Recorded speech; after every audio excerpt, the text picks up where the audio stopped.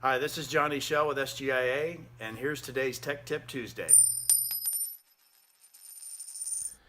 Hi, this is Ray at SGIA, and today we've got a special project, so we're doing a quick tech tip. We have a Totally Tees workshop going on, screen printing. They learn how to print t-shirts, and the class wanted to give a special flask to Johnny and Charlie, who lead the class. So they've signed the back of their flasks. I can't see that one, but that's okay. You can see what they've done.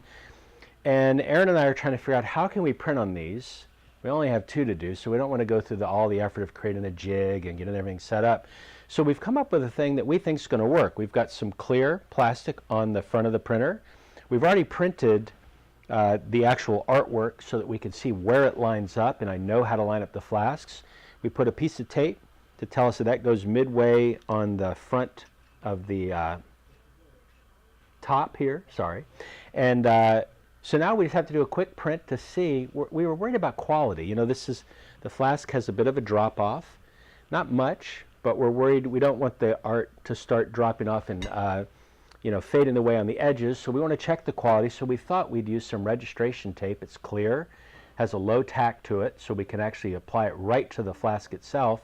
And we're going to print the first one to see if we're satisfied with the quality. If so, we'll pull off the tape and then do the actual run. So through the magic of video, we're going to pause for a second, we'll set this up, and we'll start printing our test. So we've done our print, and we are happy with the quality. We're not seeing any drop off at all. So we're going to take the tape off and then print the entire flask. Actually, we'll be printing two, because we have one for Charlie and one for Johnny. So the next time you see me, we'll be printing flasks.